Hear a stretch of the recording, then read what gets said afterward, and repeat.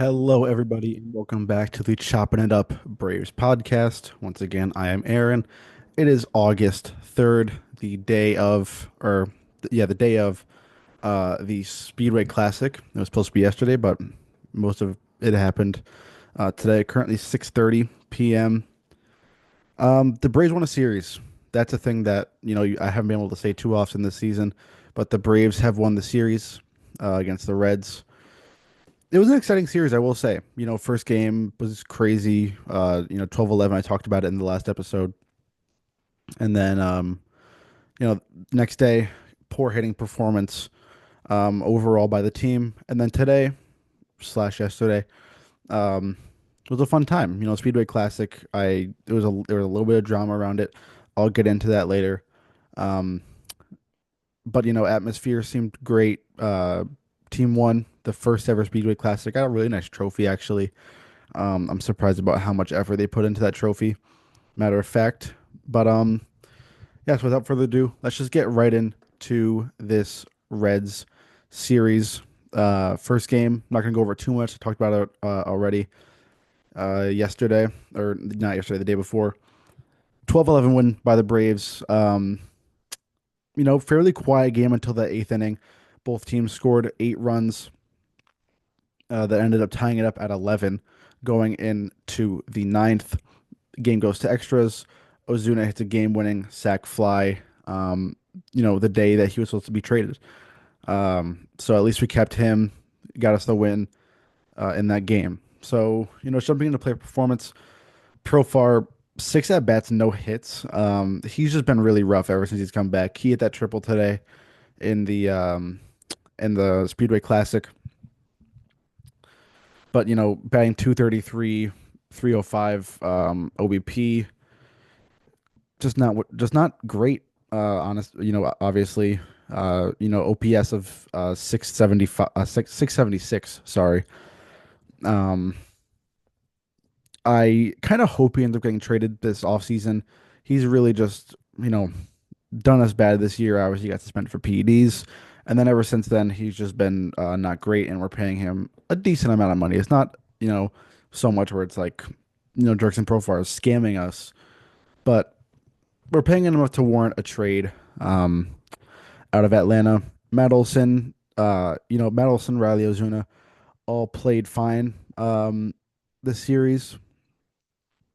Uh, you know, Riley obviously went down with an injury today. I'll get into that more a little bit later.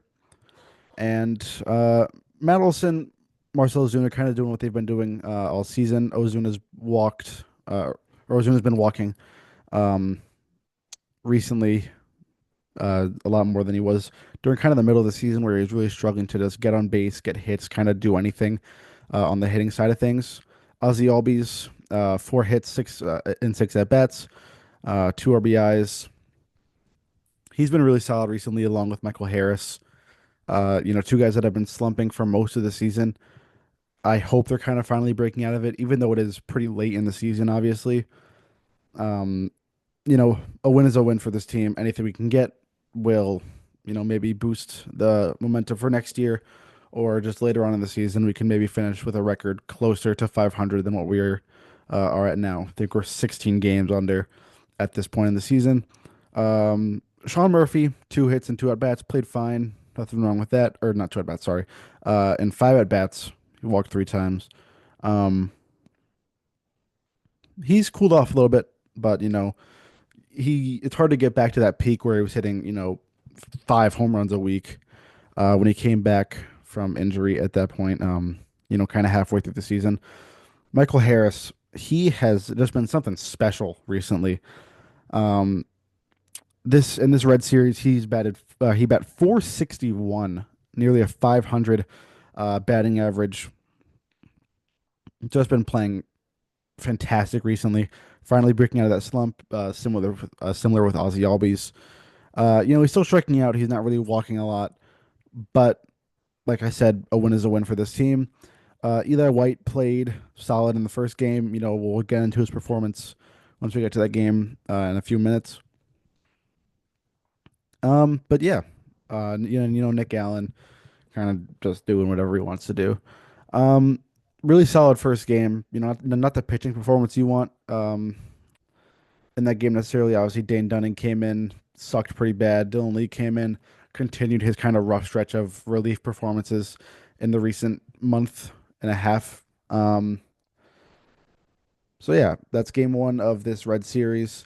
Pretty solid game hitting wise, but pitching was solid up until that eighth inning when both teams obviously scored 8 runs. Move on to game two. Profar still no hits.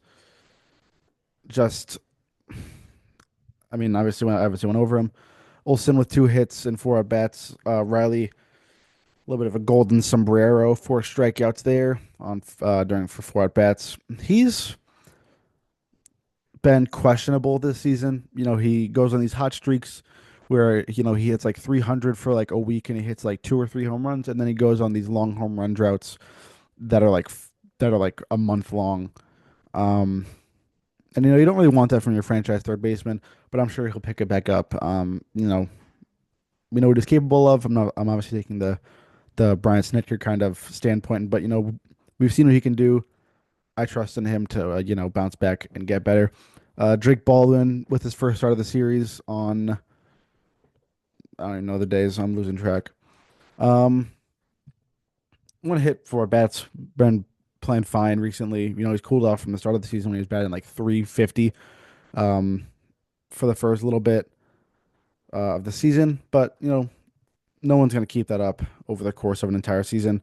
Um, Ozuna walked, doing what he does. Michael Harris once again 2 for 4 in the second game of this Red Series. Just like I talked about it already. Kind of can't say it again. But just been playing fantastic. Albies 1 for 3, and Eli White 1 for 4 during the series. And moving on to today slash yesterday with the Speedway Classic. Just before I get into this game, it was kind of a mess at this game. 90, think like close to 100,000 people were supposed to attend this game. Most like 60% of those people ended up actually watching the full game, which is a shame for all the people that went out there, traveled to see this game, uh, you know, in the middle of nowhere, Tennessee. So I have a few takes on this game. It's like the event in general. I think it had a lot of potential to be great. I think it could have been really awesome for the MLB to get into a state where they've never played a game before, kind of like those Field of Dreams games. Back in 2021, 2022, those were really fun to watch and very exciting games during those series. Played in Alabama last year. That game was a lot of fun. Very historic ballpark, and I believe that's also the first MLB game played in Alabama. And then today, in Tennessee, really fun environment. I just wish that the fan experience was better. I heard they sold out of concessions, before the game even started. The lines were terrible. There was tons of traffic, and it was just really hard to find spots to go for these fans that wanted like traveled to watch these games and stay for the second day of this game. And I've heard some people talking about this recently after the first inning was played and it was just completely drenched. You can't play in that kind of stuff. Um, I kind of agree with it. I think what a lot of people have been saying is the MLB kind of had to play that first game so they couldn't give refunds. I could see it. The MLB is obviously a big corporation. Everything in this world is for money. So, they're trying to make the most money out of this as possible. And I guess they did that. They sold close to 100,000 tickets. And yeah, that's kind of just my take on it. I think it's a little iffy, but, anyways, back to game three of this series. Profar 2 hits, had that triple, got his average up to 232 on the season. Um, I can't really say what's already been said. Matt Olson 0 for 4. Austin Riley left the game in the third inning, I believe, after tagging out Ellie De La Cruz at home. He has a lower abdominal strain, I believe was a diagnosis. Unclear if he'll end up on the IR or the IL or not, but I'm really hoping he doesn't. He's gotten injured a lot in the past year or two. He kind of never missed games for the first couple years of his career until last year when he's kind of had that. I think he had like a hand injury or something like that last year that kept him out a long time. He already strained, his lower abdominal, uh, area this season. So I'm hoping that just doesn't really come back and doesn't like reignite the injury, and he can still keep playing for us for the rest of the season.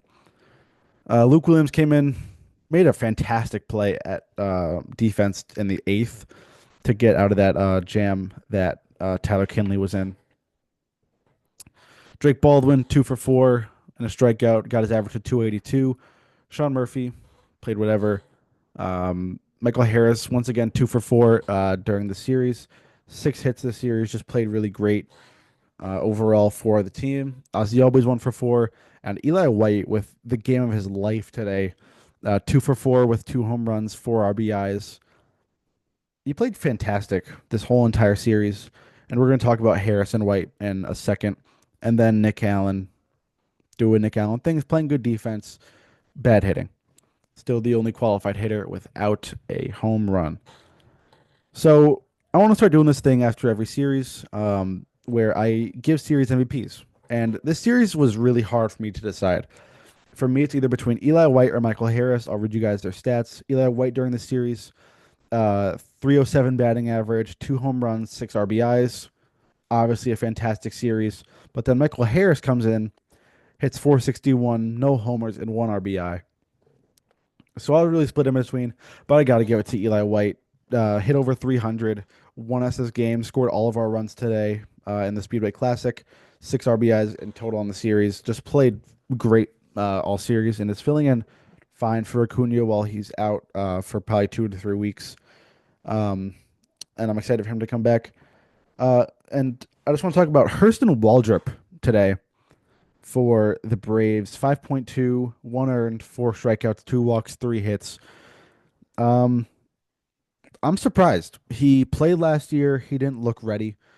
Then he comes in this year and he's looking very solid. I'm a strong believer in roster moves need to happen, and that's going to be our next topic about roster moves. Who deserves to be on this roster and who doesn't, especially with our pitching situation.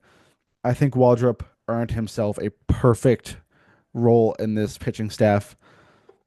Bryce Elder had been pitching better as of recent, but I still think, you look at your lineup, you have Carlos Carrasco, who you traded nothing for. You have Eric Fetty, who you traded nothing for. He's starting tomorrow. At what point do you try something new? The pitching staff has been really bad recently. Um, just when you try something new, when you decide to branch out into these young guys and, develop them a little bit just so you can maybe win some games, get these guys experience for next year after, some of these guys probably leave, like Carrasco and Fetty. And we maybe send down Bryce Elder at the end of this year, hopefully. Um, so yeah, I think Waldrop earned himself a spot uh, on this pitching staff. He pitched beautifully. He looks like a major league ready pitcher. His splitter was a lot better. His fastball was a lot better. He just overall looked a lot more ready than last year. And he learned that changeup, um, or he got better at it from last year when he came in and was pretty bad. I'm just gonna say that. But you have to find spots for Waldrop to play. Joey Wentz kind of had a breakout performance. He's pretty much guaranteed a spot to stay up this season. And I just think the most obvious candidates are Eric Fetty and Carlos Carrasco to get sent down. You trade nothing for him. There's no risk in send in and bringing up Waldrop. The season's already over. We're not going to make the playoffs. Give these guys experience and just let them do what they want to do with the time they have in the major leagues this year. And then just going over the Austin Riley injury, I could only imagine he's going to end up back on the IL. We've been very conservative with injuries this year, except for when Acuna was talking about his Achilles, and that ended up not being so great either. Um, but I think he's probably just going to end up going back on the IL. for 10 to 15 days. Maybe he'll spend 3 weeks on that on the list, and he'll come back and hopefully hopefully he'll play for the rest of the season. So that's really all I have for this Red series. Really solid series by the Braves. Offense looks solid, pitching looks solid until except for that 1/8 inning in the in that in game one of the series. So good job, Braves. You guys did something good for once. Now looking at next series, I don't think this happening is going to last too long because we play the Milwaukee Brewers next series. We have Eric Fetty pitching against this lineup on Tuesday. Or yeah. So I'm not too optimistic about that. We have Joey Wentz pitching on Wednesday, Strider pitching Monday. He was supposed to, obviously pitch yesterday, but that game ended up getting rained out. So we're gonna see what happens with this Brewers series. I'm nervous. I don't think we're gonna do too well, man. Um, Quinn Priester, Peralta, and Jose Quintana on the mound for them, by the way. So I think looking ahead, I can only imagine we're, you know, we're not favored in this game exactly. So I think looking forward for this team, I think you got to keep Waldrep up. Maybe send Carrasco or Fetty down, like I said before, and just kind of hope for the best with the rest of the season. You can't really predict a lot with this Braves team. We're either going to be good or we're going to be really, really bad. So yeah, that's kind of all I have for this episode. Um, and I will probably see you guys after this Brewers series. And if any other news happens, I will, talk to you guys at some other point. Um, so with that, I'll see you guys next time. Go Braves.